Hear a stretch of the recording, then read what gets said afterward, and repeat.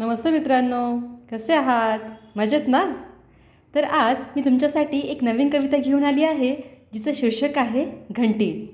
काल मी कविता देवावर बनवली होती, त्यावरून मला घंटीबद्दल पण कविता बनवावीशी वाटली, तर हा केलेला छोटासा प्रयत्न.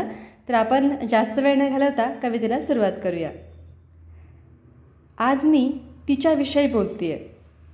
आज मी तिच्याविषयी बोलते आहे. आपणा सर्वांनाच ती माहिती आहे.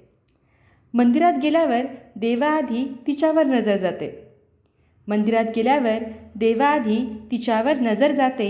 लहान बाळाची प्रिय खेळणी बनते. कधीकधी तर ती मोठा नाद करून कानठोडी बसवते. वयोवृद्धांना ती त्रासदायक भासते.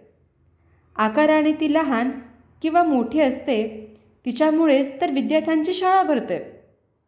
देवघरातसुद्धा ती हमखास पाहायला मिळते. कधी टणाटणा तर कधी टणटण करते. अशा आपल्या सर्वांच्या परिचयाची ती म्हणजे कोण? तर शाळेत वाजणारी मोठा घंटा, खुळखुळ्यापेक्षा मोठा नाद करणारी व तांदुलाचे स्मितहास्य खुलवणारी.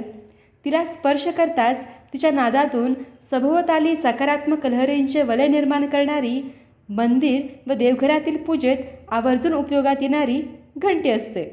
तर अशी मी घंटीबद्दल थोडीशी कविता केली होती.